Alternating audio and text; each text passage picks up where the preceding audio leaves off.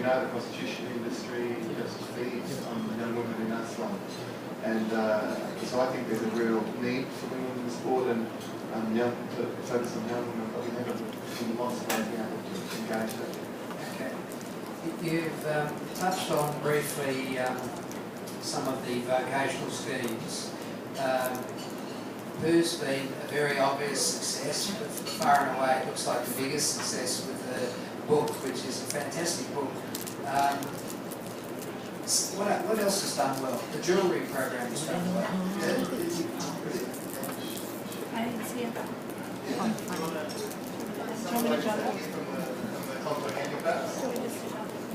So you're essentially you've thought micro enterprise is going to work. That was the way you wanted to go? Actually, the truth of that is, for about 25 years, Cruduan, who's Cruduan up there, has been living and working in the slum.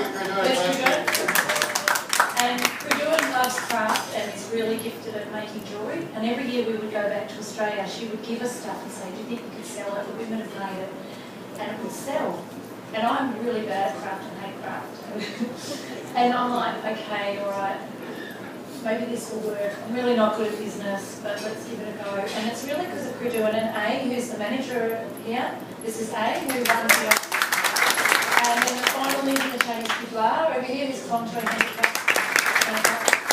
And so it was a coming together of those three women, really. And some just, for us, it's about guidance, design, and marketing. You know, what will sell in Australia, what sells to the Japanese, and trying to do. I'm a shopper, that's my gift. So I do the research, the shopping, and then, so it sort of just came together that way.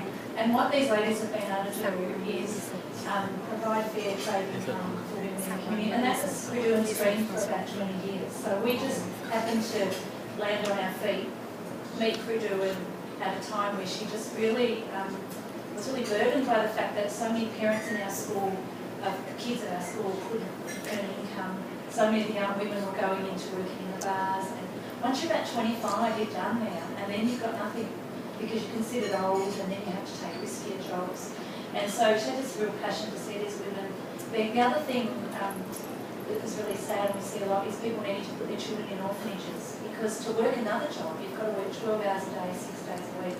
And so just that, we're doing working with children who have grown up in orphanages, not knowing their families, and the damage and dysfunction that causes. So it's kind of been a very holistic approach to this, and we were just able to help market it and sell it. There's a lot of different programs. There's catering, there's fresh food delivery. I reckon 3 out of 5 don't work. So for every 5 you start, 3 you pack up after about 6 to 8 months. And some work, but not at all in the way you thought. So we found that that's been, I mean, Second Chance, Jodie could probably talk about, you want to talk about the cycles?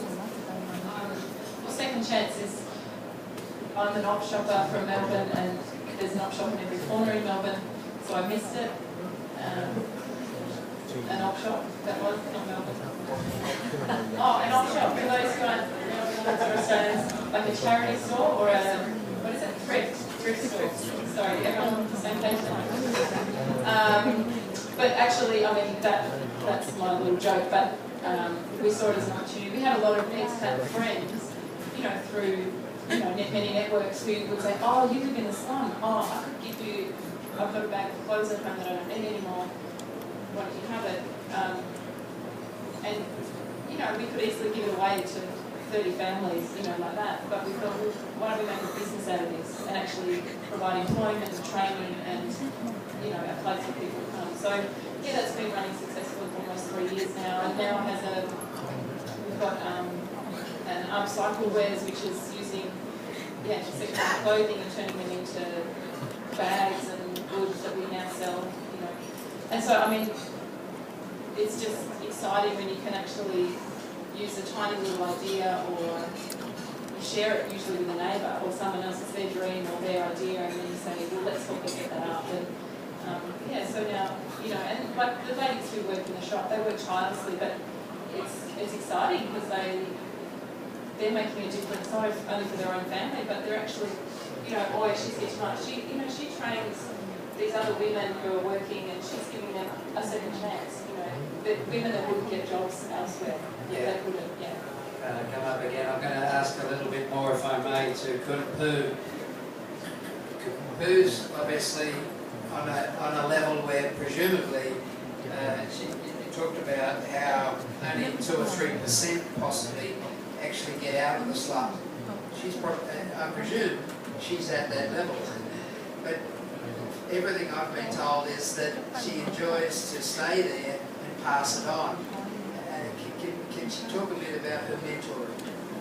เขาถามเกี่ยวกับเมื่อกี้ที่คุณบอกว่าประมาณ 2.3% ก็แบบได้ออกจากคลองเจยเลยย้ายออกเพราะว่าเขามีเงินพอที่จะทำนั้นเลยแต่ตัดสินใจว่าจะย้ายออกแล้วก็คุณจอนเขาบอกว่าเขาอยากทำว่าจริงๆที่ครูตอนนี้น่าจะได้แบบถึงที่จริงๆออกได้แล้วย้ายออกได้แล้วแต่ว่าจริงๆว่าจะยังอยู่ใช่ไหมแล้วก็จะยังแบบช่วยเหลือเพื่อนบ้านที่อยู่รอบๆแล้วก็ช่วยเหลือชุมชนที่นั่นเองเขาจะทำว่าเกี่ยวกับคนที่แบบช่วยพี่ครูในการทำงานที่อยู่ที่จะอยู่ใช่ไหมในที่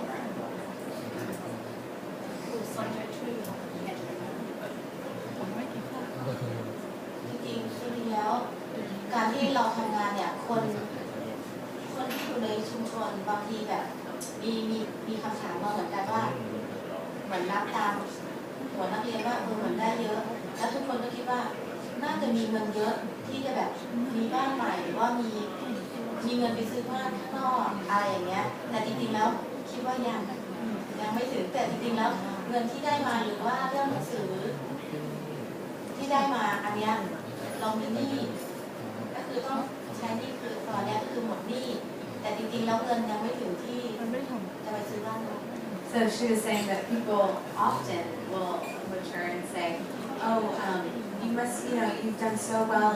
You've really made a success for yourself. Your business is booming. You must be able to move out of the slum. You must be able to buy land somewhere else. You must be able to move." And she said, not yet. She's not doing that just yet. She's not making that choice to move just yet. Out of country. แล้วก็คิดว่าผู้เกิดที่นี่โตที่นี่ผู้ยังจะอยู่ตรงนี้แล้วก็ถ้าอย่างสมมติถ้าผู้ออกไปข้างนอกเนี่ยเรื่องงานด้วยยังจะอยู่ตรงนี้ก็คือสอนแล้วก็สอนนักเรียนที่มาตรงนี้แล้วก็รายได้ส่วนหนึ่งก็คือช่วยเหลือ She was saying this is Bangkok really is her home, and it really is where she grew up and where she sees as home. And so to have her business there for her is really significant and special, and to be able to continue having her business there for now is really important for her. คิดว่าจะอยู่ที่นี่ต่อไปถ้ายังจะมีนักเรียนมาอีก She said if there's still students who will come, I'll still be there. I'll still be in Bangkok. Maybe we just get the basic details for those of you who don't know. Some of you have been to, can you put your hands up? Anyone who's been to her cooking class? Okay, there's a fair chunk of you that have, but just for the people who haven't, can we just get the details of what it costs when it's on? It costs, you can book online, cookingwith2.com, and it's 1,200 baht, and you have to book yourself in online. It's in the morning, 8:30 to 12:30. It's pick you up at Emporium Suites.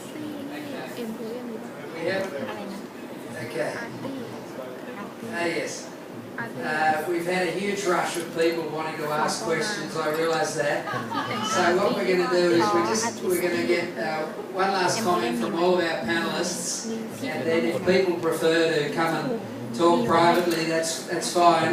The one thing we should say is Ash's book is up there. It's 500 baht. Can you just hold it up, Ash? There's a lot of learning in there. That'll be very interesting. We're going to start at the far end now, if I may. Rod, that city where you're not down in Klong Toi, you're an ex-Klong Toi person, you're up at Mae Sot. Similar trauma, hell of a lot of need. How do you find it up there?